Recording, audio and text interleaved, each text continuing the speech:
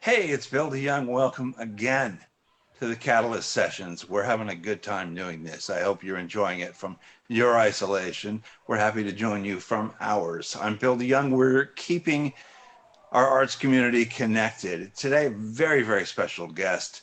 Doesn't even live here anymore, but I mean, his name lives on and his reputation precedes him, et cetera, et cetera, et cetera. There he is right now. The author of 7 books, winner of the Florida Folk Heritage Award and a Lifetime Writing Achievement Award, probably the best-selling author ever to come out of St. Petersburg. Ray Arsenault may argue with that, but, it's sixes and half dozens, Our guest spent 38 years as a staff writer with the St. Petersburg / Tampa Bay Times. He is speaking to us from Waynesville, North Carolina tonight. Please say hello to Jeff Klinkenberg. Hey, Jeff. Hey, how are you, sir? There you are. So what are you doing where's Waynesville? It's like Wayne's World. Where's that? Waynesville is in western North Carolina. I'm 10 miles away. I live up in the mountains right on the border of Great Smoky Mountain National Park. And so I live right on the edge of the wilderness. So Waynesville is about 10 miles to the south of me. And Waynesville is about 30 miles from Asheville, if you can situate yourself that way. I just know it's beautiful country up there, and it's real different from Florida. It is. And I'm here, I've been coming up here since I was about 10 years old. And my parents used to come up here and camp when I was a kid. And then as the years went by, they would start to rent here for a couple weeks every summer. Uh-huh. And then when my kids were kids, I would do the same. It was always a good place in the summer, but I loved it. And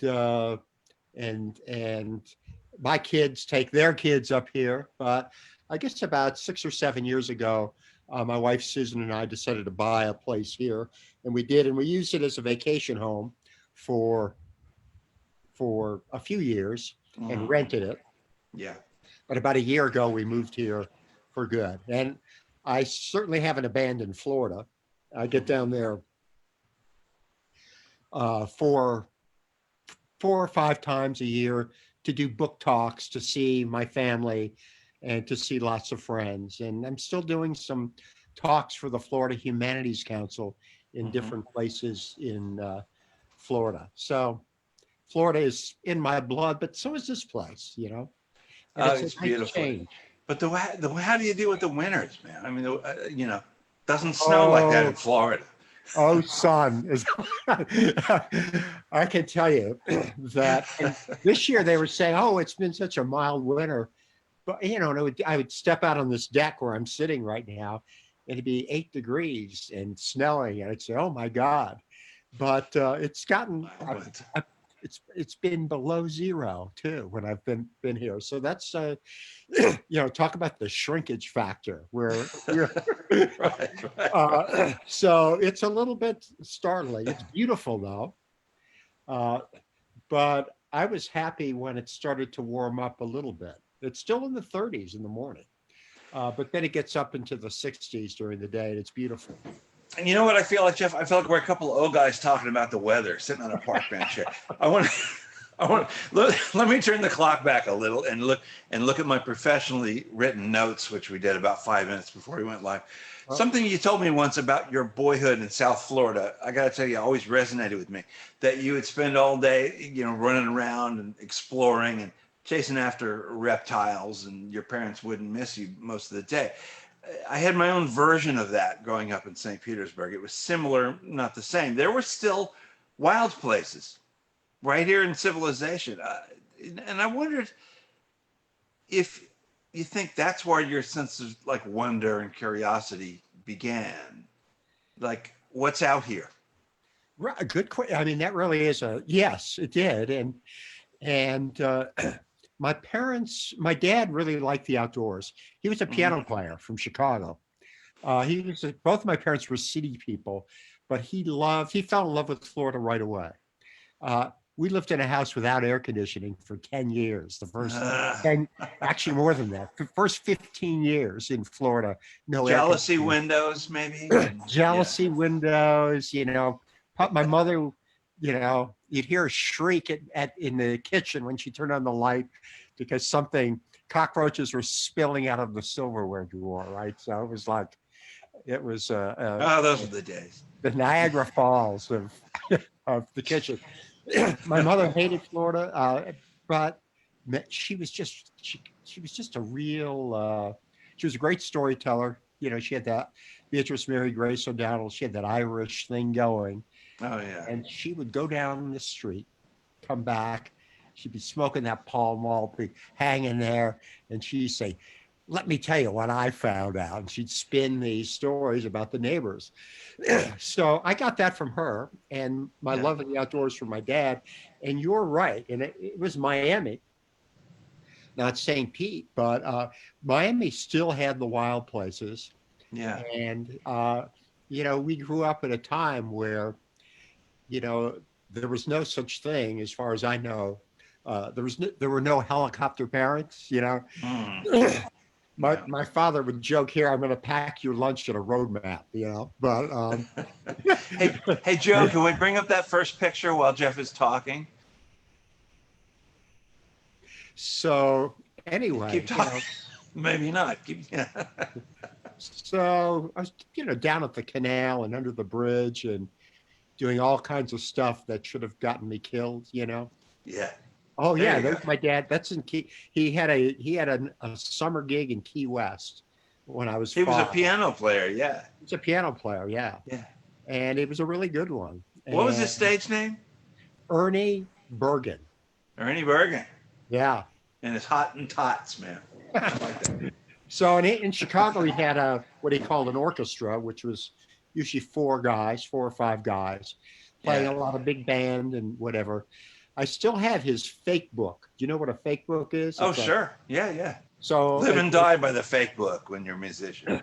Yes. so this was a book. Just to tell the audience, Yeah. it's a book that has it has basically lyrics to all the popular songs and the chord changes. And so my dad could read music, but when he was playing nightclubs, somebody would say, "Hey, can you play um, Satin Doll or whatever?"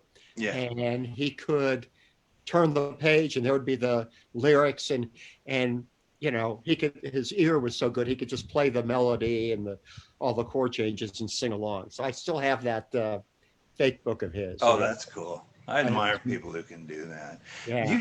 You told me once that, and I'm just connecting with the question I asked, that it's in the details that maybe you got that, your sense of curiosity and your sense of, I want to know more about this, from your mother and from the shared experience there. But that kind of imbued who you became as a writer, not Yeah. just like a beat reporter, like I want to know more. My Yeah. mother thought everybody had a story, and so I Yes. grew up with that, and I still think it's true. Um, I felt like I could talk to anybody, and there was something, and a lot of people, and you probably ran into this too. You'd say, "Hey, I'm so and so, and I want to do a talk. I'd like to do a story about you," and the person might say, "Well, really, I'm not that interesting." Oh yeah. They were, Sure. once you, Oh, yeah. and so Everybody has a story, right? That's the thing. exactly, yeah. Yeah. Yeah. And with the stuff I wrote about, a lot of that, the beauty of that, the beautiful thing about it was that um, a lot of that stuff hadn't been written about. It was just out there waiting to be explored.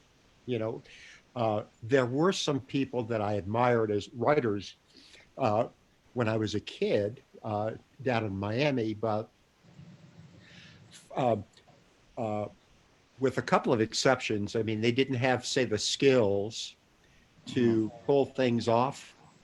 Um, so it was, I used to. I used to joke that I was like a blind dog in a smokehouse. Oh yeah. And I mean, a blind dog in a smokehouse can, it's wherever it's lunging for food, it's going to get something tasty. And I felt like that a little bit, that wherever I looked, there was something interesting. And again, a lot of those people didn't think what they were doing was extraordinary. Well, also, But it one was. of the where it comes from too is your ability to see the interesting thing in like the people who worked in a diner, the mullet giggers, all the Right. incredible people you wrote about. I wanted to ask though, your first gig your first beat at the Times in '77 was as a sports writer, an outdoors writer. I was the Um, outdoors writer. And yeah, okay, and I can imagine that got old after a while, having been in well, newspapers. And I'll tell you what was yeah, interesting was before I did that, I was I was the National Football League writer. I was covering the Miami Dolphins when I was in Miami, yeah, yeah, in Miami during their Super Bowl years, yeah, and I was really young to have that beat. yeah. And that got really old for me after a while. I'd never traveled. So suddenly I'm traveling and, I'm meeting, I'm staying at these fancy hotels all over the country, which I'd never done because grew up Hmm. in a blue collar home and meeting these sports celebrities and stuff. But some of them were nice people, some of them weren't. Yeah. Uh, and it started to get dull to me because I was starting to read like John McPhee and New Yorker and different Yes. writers, and they were like hanging out with people and they were doing real storytelling. And with covering the pro football, first of all, you didn't have much access to players. It might be 5 minutes, 10 minutes walking from one meeting as they walk from one meeting Yeah. or in a locker room. And they'll always tell you essentially the same things anyway. Exactly, every Uh, cliche. yeah, yeah. And so I'm covering pro football, and someone remembered that I'd been an outdoors guy when I was a kid, and that uh, during the off season I used to like to write outdoor stories, and Hmm. someone offered me the chance to write outdoor stories, and I thought about it, and outdoor stories weren't written well. They were, me and Salty, out in the, Yeah. you know, He here's how you, he put his lure on. Yeah, I've read a few of here's how those you lately. take the hook. Yeah. But I had by then I have John McPhee on I see McPhee's writing these Yeah. stories. Yeah. And I thought, this might be a great opportunity to write real stories about real people Hmm. who won't be looking at their watch after 5 minutes. Right. So I decided to do it, and I had friends who said, "Are you crazy? You're 22. You're covering professional football.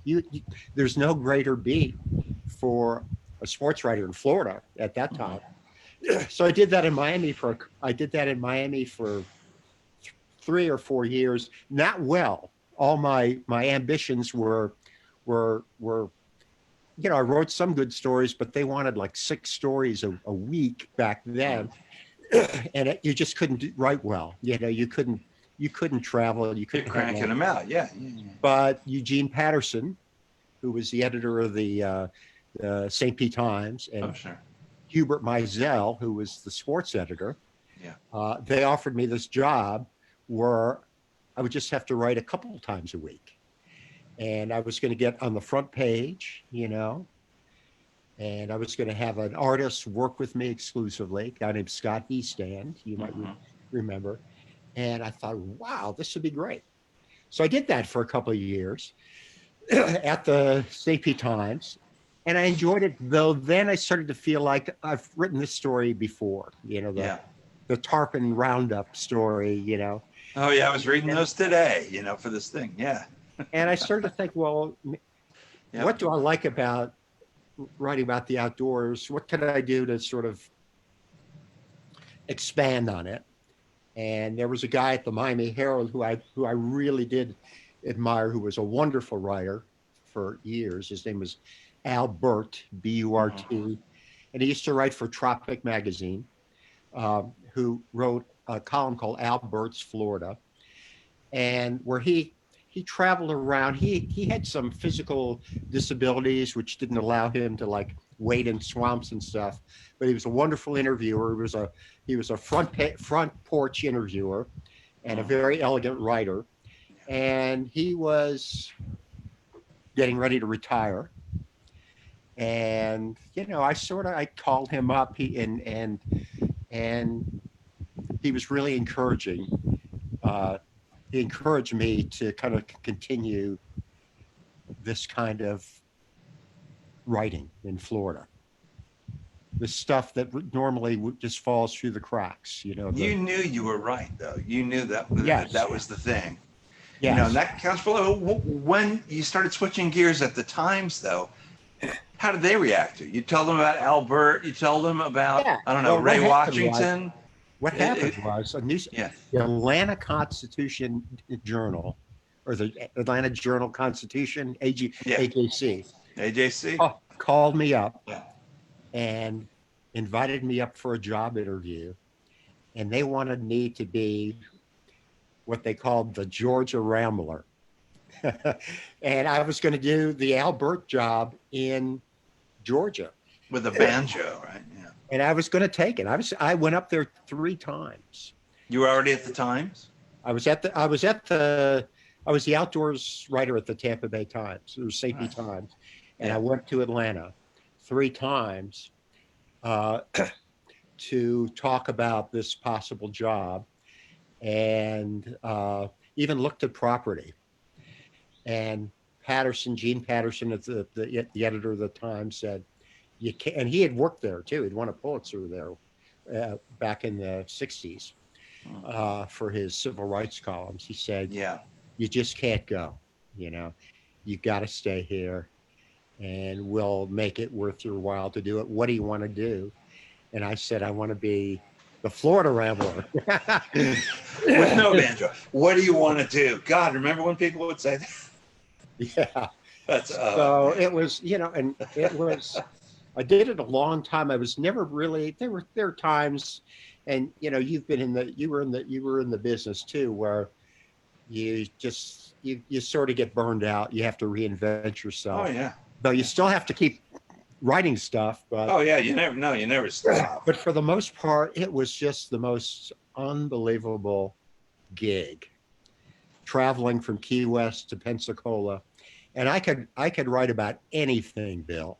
I could Yeah. write about murder. I could write about moonshining. Uh, there was not a subject I couldn't write about using going through the prism of Florida. Did people ever turn you down? So you go past that. Oh, I'm not that interesting thing. That sort of false modesty thing, and say, "No, man, screw you. Go away. I don't want to talk to you." How often did that happen? There were a couple times, and I actually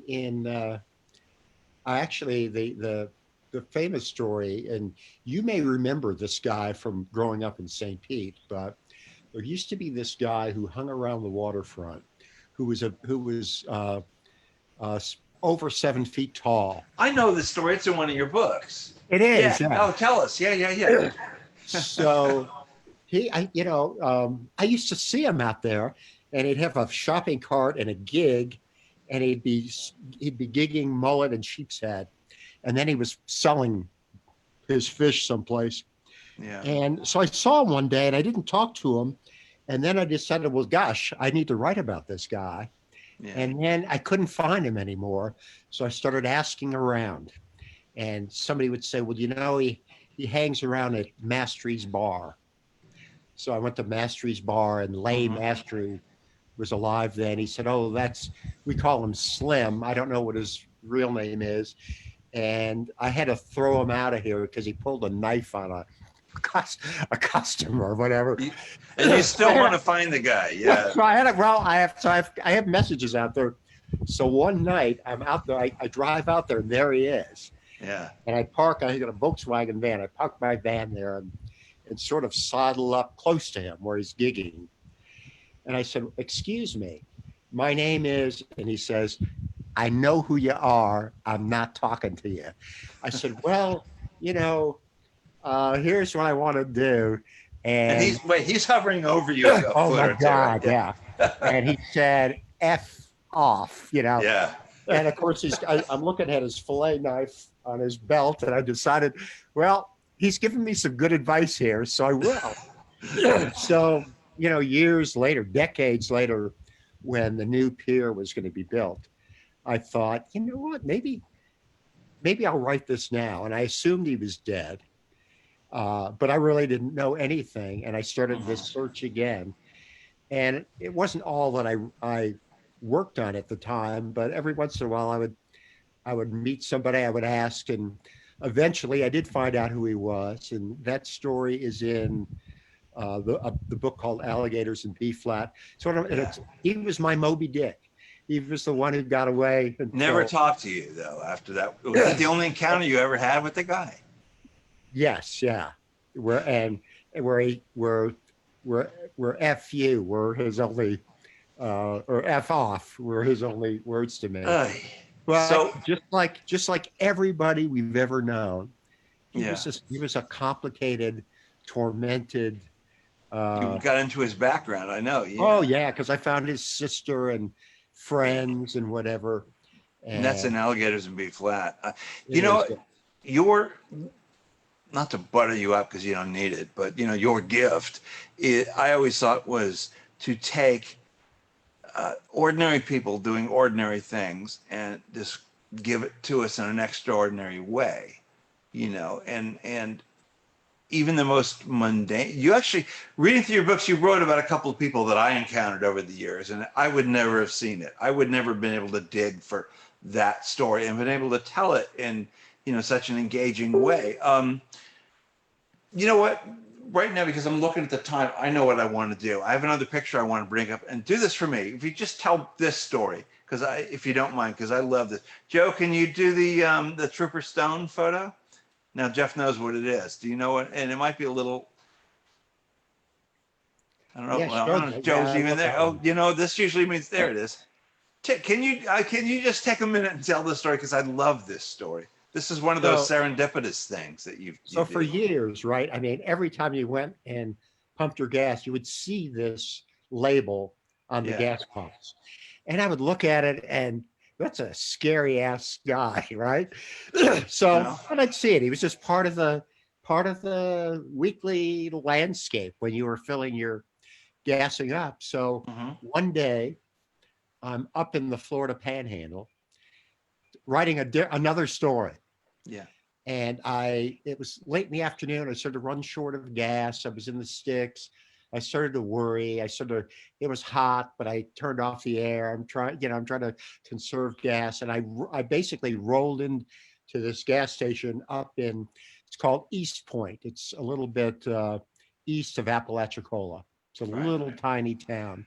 So I pull up to the gas pumps and I'm filling up my car. And while I'm doing that, a highway patrolman pulls up on the gas pumps on the other side. And, for some reason, I just leaned over to look at him, and it was him.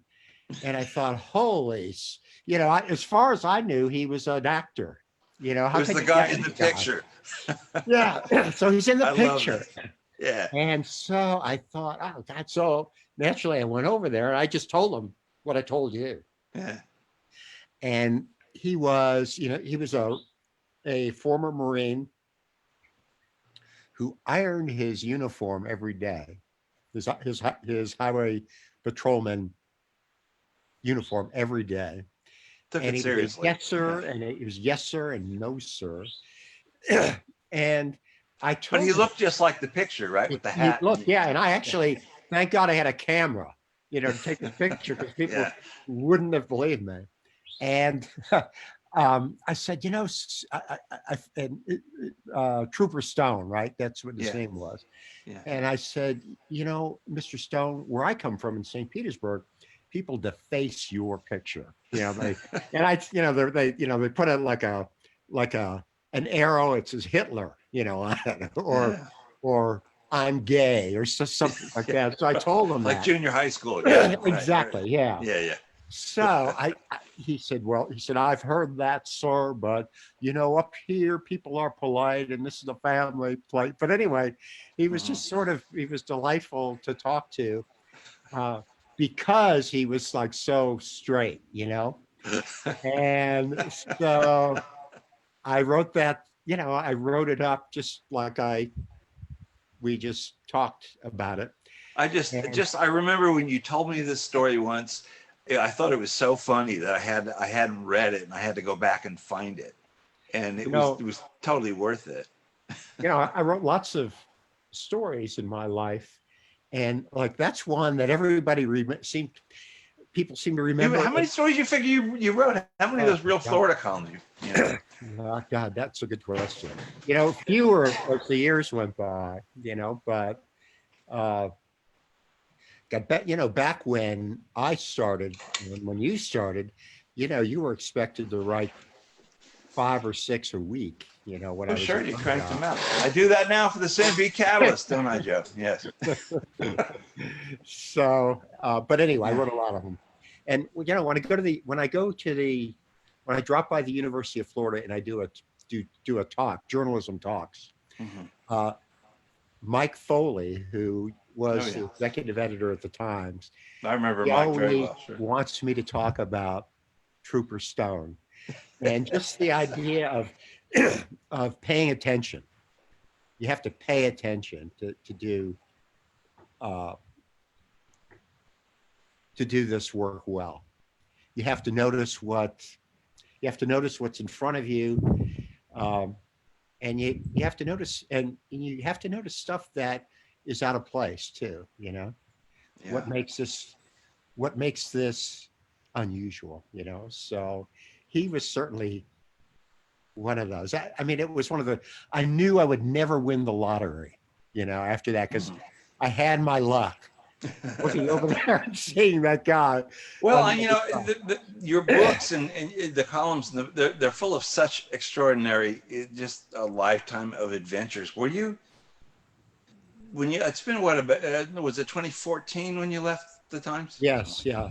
Okay, so I mean, was there a period where you sort of said, damn, I'm going to miss that? Or were you like, okay, Oh, yes, I let me do did. I something did else miss with my life?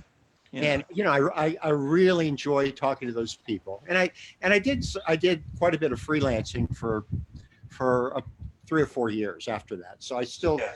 I still got to travel a little bit, drive around and meet people. But it was just a great gig. I really enjoyed talking to those people, and I enjoyed my readership too, because I would hear back from people, and I knew journalists. My friend Howard Troxler, who was a great columnist, Hmm. who who finally decided to retire because he just couldn't stand the online commentary or just the people who would call him, who were just mean and Hmm. hateful, Yeah.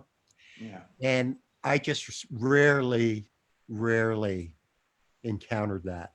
Most of the people I met were really nice. They were lovely folks, and I still, um, up in North Carolina, there's a lot of people like that, and when I'm every once in a while, I'll see somebody and I'll think, man, if I had a gig, I would write about that guy or You that could be, woman. the North Carolina Rambler, right? It's like, well, yeah. There's a guy that I see a couple times a week if I go to town. He's dressed in black. He's in a wheelchair. He's got a pork pie hat on, with the brim up, I have to know. and Don't you have to?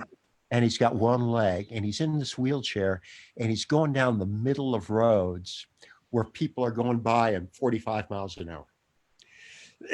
and they're on steep hills, and he's like going like this. He's going up these steep hills. And I wave to him. Sometimes he'll give me a nod or whatever. And then about a month ago, I ran into him in Publix. He was in Publix at the pharmacy, and he was getting some medicine. And he was younger than I thought, tattoos and piercings. And I just told him, man, you're quite an athlete, And he just had kind of this vacant look in his eye. And I didn't say, where did you lose your leg? Did you lose your leg in battle? But I've been kicking myself since then, so I look for him.